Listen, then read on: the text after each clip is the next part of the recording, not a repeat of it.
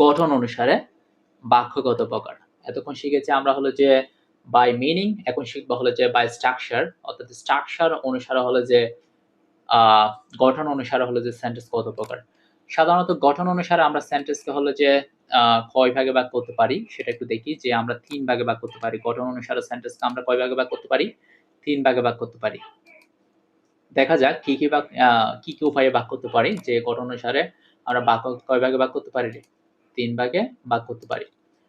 এই যে 3 ভাগে ভাগ করতে পারি। ঠিক আছে? তাহলে এই যে সিম্পল সেন্টেন্স, অর্থাৎ প্রথম যেটি আছে সেটি হলো যে সিম্পল সেন্টেন্স। আমরা সিম্পল সেন্টেন্সে কনভার্ট করতে পারি বা নিয়ে যেতে পারি, বা হতে পারে এটা বাক্যটা সিম্পল সেন্টেন্সও হতে পারে, অথবা হলো যে কমপ্লেক্সও হতে পারে। আমরা হয়তো বাংলায় এই টপিকগুলো পড়েছি, সিম্পল, কমপ্লেক্স, কম্পাউন্ড, সরল, জটিল, যৌগিক। তাহলে এটা আবার কম্পাউন্ড সেন্টেন্সও হতে পারে। তাহলে সিম্পল হতে পারে, কমপ্লেক্স হতে পারে, এবং হলো যে কম্পাউন্ড হতে পারে। সিম্পল মানে হলো যে সরল বাক্য, কমপ্লেক্স মানে হলো যে জটিল বাক্য, এবং হলো যে কম্পাউন্ড সেন্টেন্স মানে হলো যে যৌগিক বাক্য।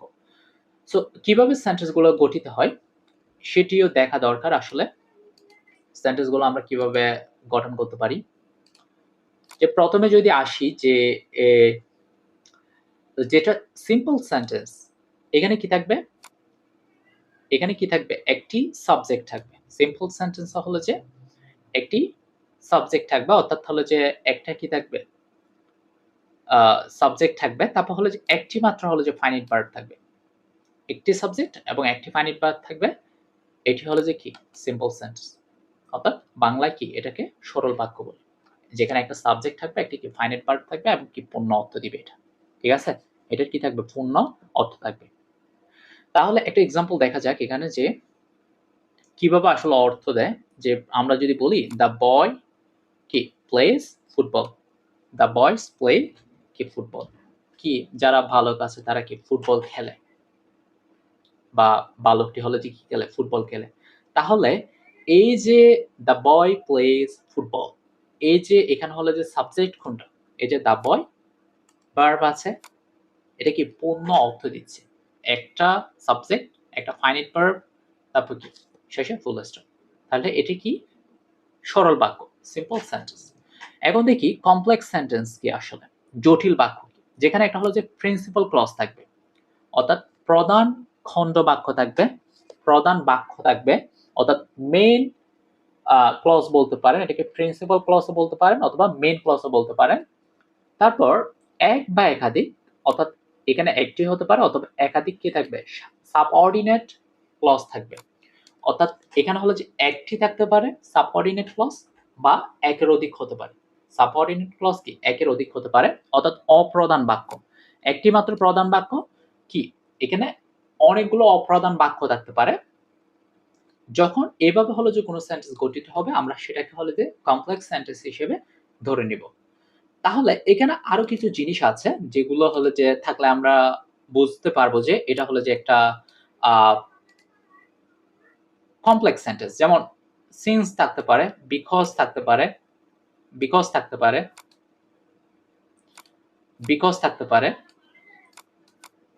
যে তারপর হলো যে দ্যাট থাকতে পারে, তারপর কি থাকতে পারে? দ্যাট, তারপর হলো যে ইফ, তারপর হলো যে দো।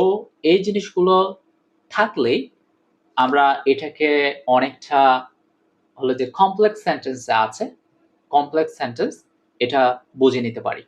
তাহলে একটা কি থাকবে? প্রিন্সিপাল ক্লজ থাকবে, অর্থাৎ মেইন ক্লজ থাকবে, আর একটা হলো যে সাবঅর্ডিনেট ক্লজ থাকবে। এক বা একাধিক হতে পারে, একটা হতে পারে, আবার অনেকগুলো হতে পারে, বা একাধিক হতে পারে, একের অধিক হতে পারে।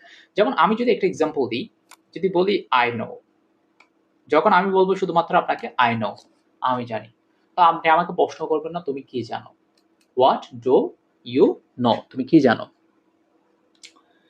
তাহলে এই যে আই নো, এটার কিন্তু পূর্ণ অর্থ নেই। আমি জানি, আমি জানি, আমি জানি, তুমি কি জানো ভাই, এটা প্রশ্ন কিন্তু চলে আসবে।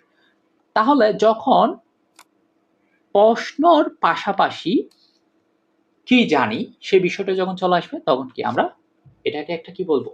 জটিল বাক্য বলবো। যেমন দেখেন এখানে হলো যে আই নো এটা কিন্তু হলো যে কি প্রিন্সিপাল ক্লজ না, এটা হলো যে প্রধান বাক্য না। হি ইজ অনেস্ট যেটার পূর্ণ মিনিং আছে, অর্থাৎ হলো যে প্রধান বাক্য, ঠিক আছে। এখানে হলো যে আরেকটা কিন্তু অপ্রধান বাক্য আছে যেটা হলো যে পূর্ণ অর্থ নেই। তাহলে হি ইজ অনেস্ট, সে হলো যে সৎ, এটা কিন্তু পূর্ণ অর্থ আছে। যেটি পূর্ণ অর্থ নেই সেটি হলো যে আমরা সাবঅর্ডিনেট ক্লজ। এবং যেটা খুবই গুরুত্বপূর্ণ বিষয় এটা হলো যে দ্যাট আছে এখানে। তাহলে কি কমপ্লেক্স যে সেন্টেন্স গুলো সেখানে কি থাকবে, দ্যাট থাকতে পারে, সিন্স থাকতে পারে, বিকজ থাকতে পারে, এই জিনিসগুলো থাকতে পারে। সো আশা করি বুঝতে পেরেছেন, একটা মেইন ক্লজ থাকবে আর একটা হলো যে এক বা একাধিক হলো যে সাবঅর্ডিনেট ক্লজ থাকবে। তারপর যে বিষয়টি দেখা দরকার বা বোঝা দরকার সেটা হলো যে কমপ্লেক্স সেন্টেন্স, কম্পাউন্ড সেন্টেন্স, যৌগিক বাক্য আপনারা হয়তো জানেন, সহজ কঠিন না, যেখানে দুই বা তার বেশি কি থাকবে স্বাধীন মেইন ক্লজ অথবা হলো যে প্রিন্সিপাল ক্লজ কোনো কোঅর্ডিনেটিং কনজাংশন দ্বারা যুক্ত থাকবে। যেমন কোঅর্ডিনেটিং কনজাংশন গুলো কি কি, তাহলে এই যে এটা এন্ড হতে পারে, বাট হতে পারে, অর হতে পারে, অথবা ইয়েট হতে পারে। অর্থাৎ দুই বা তার বেশি স্বাধীন বাক্য প্রিন্সিপাল ক্লজ, অর্থাৎ হলো যে যেখানে কি থাকবে পূর্ণ অর্থ থাকবে, স্বাধীন বাক্য কোঅর্ডিনেটিং কনজাংশন যেমন এন্ড, বাট, অর, ইয়েট এগুলো দ্বারা কি থাকবে যুক্ত থাকবে, তখন আমরা এটাকে হলো যে কম্পাউন্ড সেন্টেন্স হিসেবে ধরে নিব। যদি আমরা এক্সাম্পল দেখতে চাই সেক্ষেত্রে হলো যে আমরা দেখতে পারি যে এখানে আমি কিছু এক্সাম্পল দিয়েছি যে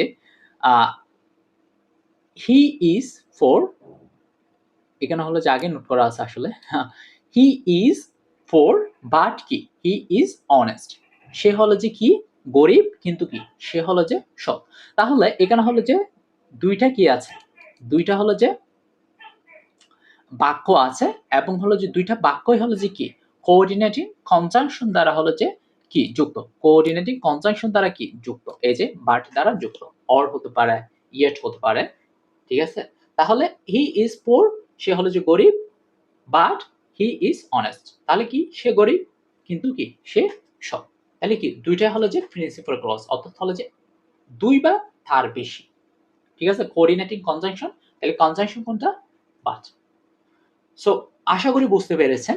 তাহলে এখানে আরেকটা বিষয় মনে রাখিয়েন যেটা হলো যে সহজ কথায় মনে রাখার উপায় যদি আমরা জানতে চাই সেক্ষেত্রে হলো যে অর্থ অনুসারে বাক্য কি কাজ করছে, বাক্যটি কি কাজ করছে, প্রশ্ন নাকি আদেশ, আর গঠন অনুসারে বাক্যটি কিভাবে তৈরি হচ্ছে, ছোট বাক্য নাকি বড় বাক্য নাকি জোড়া লাগানো বাক্য, এই বিষয়গুলো যদি আমরা বুঝতে পারি সেক্ষেত্রে হলো যে আমরা সেন্টেন্স চিনতে পারবো বা সেন্টেন্স মেক করতে পারবো।